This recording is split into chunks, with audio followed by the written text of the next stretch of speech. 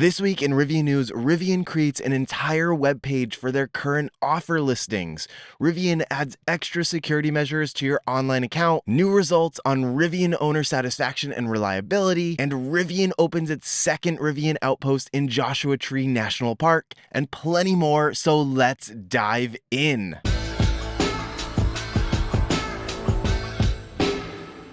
First up in EV news, electric vehicles and hybrids continue their impressive momentum, reaching record-breaking sales in Q3 of 2024. Nearly 1 in 5 new cars sold in the US was electrified, with EVs and hybrids making up 19.6% of all light-duty vehicle sales, a jump from 19.1% in Q2. This surge was primarily driven by hybrids, which now account for a record 10.8% of the market. While BEV sales dipped slightly, with their market share dropping from 7.4% to 7%. They still dominate the luxury segment, accounting for over 35% of luxury vehicle sales in Q3. The biggest hurdle for BEVs, in my opinion, remains the price, with the average cost of a new BEV sitting at $56,000, which is 16% higher than the average new vehicle. It's clear we need more affordable options, and that's where I think Rivian could really shake things up. The upcoming R2 starting at $45,000 and even the cheaper R3 could be total game changers, making EVs more accessible and getting more drivers on the road. But my question to you, why are so many people choosing hybrids over BEVs? Is it the price, the charging infrastructure, or is it something completely different? Next up, the Biden administration is releasing new guidance requiring federal funding EV chargers to adopt the North American Charging Standard. Yes, that's NACS.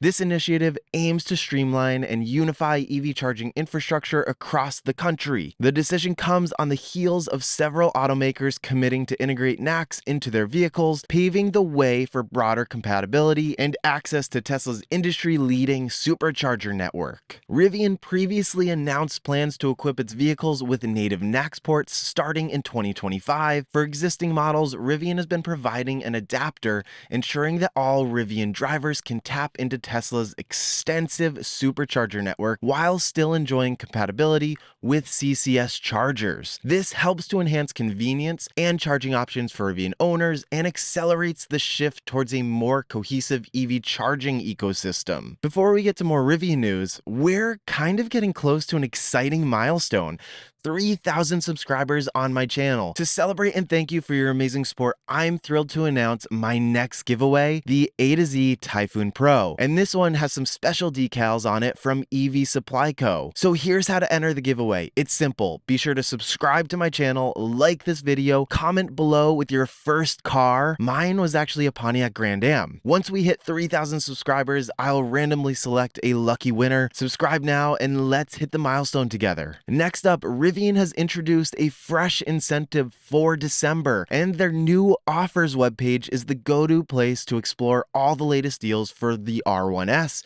and the R1T. The new December offer allows you to lease an R1S or R1T dual motor with the max battery pack for just $999 per month for 36 months. Be sure to keep an eye on this page, as many of the current deals are set to expire at the end of December. For those considering a Tesla trade-in, note that the $3,500 Tesla trade-in bonus is no longer available. Additionally, some key incentives could change soon, including the $7,500 federal tax credit for EV leasees, which may be impacted by policy shifts under the incoming administration in January. Rivian's referral bonus of 750 points for the gear shop and 6 months of free charging is also subject to change after December 31st, as noted in the fine print. To help you navigate these offers, I've put together a little cheat sheet showing how you can stack incentives for maximum savings.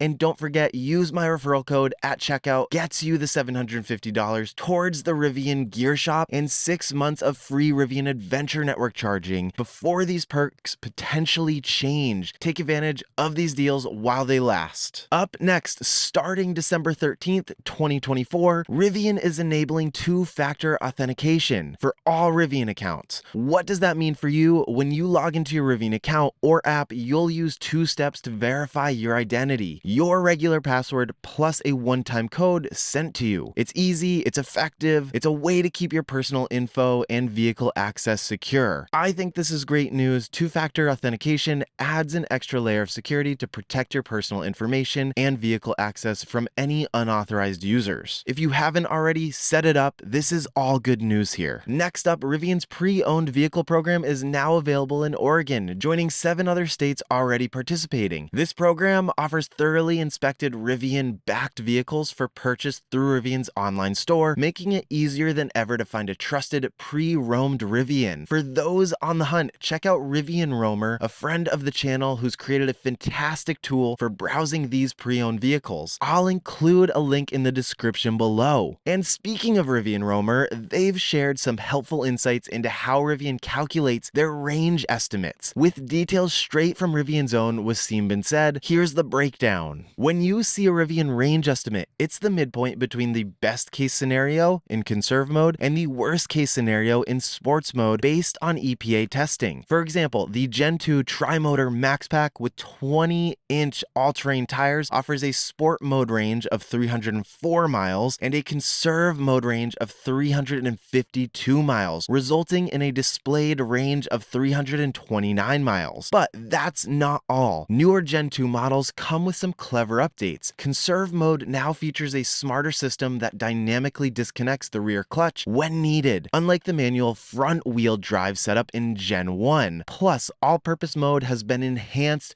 with sportier tuning, offering a perfect balance between performance and efficiency, especially in the tri- and quad-motor setups. What's even more exciting is that real-world performance often exceeds these numbers. For instance, with 22-inch wheels, you might see 341 miles in all-purpose mode, 405 miles in conserve mode, and an EPA official range of 371 miles. In fact, many Rivian owners report surpassing advertised ranges when driving in conserve mode. So whether you prioritize efficiency or performance, Rivian's range estimates provide a fantastic and realistic baseline, often with a pleasant surprise of better than expected results. I know that my range estimates are always spot on and typically improve as I drive, but that's usually because I'm stuck in traffic. Next, some great news from Consumer Reports. Rivian has won their owner satisfaction survey for the 2nd year in a row, outperforming heavy hitters like Tesla, BMW, and Porsche. Rivian owners are happy with the comfort, ease of use, and ownership costs of their vehicles, with an impressive 86% of owners saying they'd buy a Rivian again. This doesn't just highlight how Rivian vehicles perform on the road, it underscores how they make people feel. Personally, every time that I jump into my R1T, I feel something truly special. But we have to take a moment to address the flip side of the story, reliability. Rivian currently ranks 22nd in reliability on Consumer Reports, landing at the very bottom of the list. With the launch of Gen 2 models, the narrative of Rivian being a young company is starting to wear kind of thin. It's time for Rivian to step up their game. If the upcoming R2 lineup launches with significant issues, it could seriously jeopardize the company's future. The limited number of service centers already poses a challenge. Now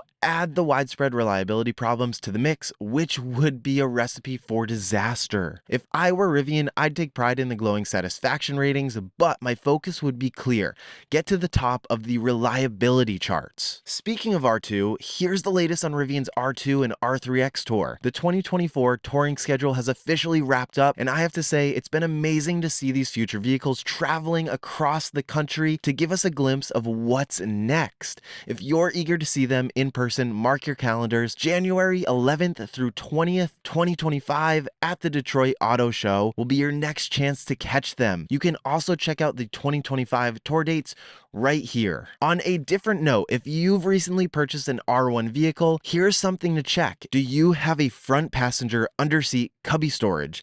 Rivian Wave shared back in October that this feature would be removed for vehicles built after mid-November as part of cost-cutting measures. While the driver's seat cubby remains, the change reduces storage options in the vehicle that, let's be honest, already lacks a glove box. And no, this isn't related to the relocation of the 12-volt battery. It's purely clearly a cost-saving move. While cutting corners like this may add up over time, it's a bit disappointing for customers expecting those thoughtful storage touches we've come to love in our Rivians. What are your thoughts? Necessary adjustment or unnecessary sacrifice? Let me know. And lastly, we need to talk about this week's biggest story. Rivian has officially opened its Joshua Tree Adventure Network site to all electric vehicles, making it the first in the network to welcome non-Rivian models. This is a major step forward in Rivian's goal to expand charging access and support the broader EV community. Located in Joshua Tree, California, the site features 12 chargers equipped with Rivian's updated version 1.5 dispensers. These chargers include longer cables, taller units, and built-in payment terminals, making them accessible and easy to use for all EV drivers. Non-Rivian owners can charge their vehicle for 60 cents per kilowatt hour, while Rivian drivers can enjoy a reduced rate at 45 cents per kilowatt hour. Joshua Tree's location is ideal for Rivian's mission to serve adventurers and road trippers. As a popular destination for outdoor enthusiasts, it provides a perfect testing ground for Rivian's broader initiative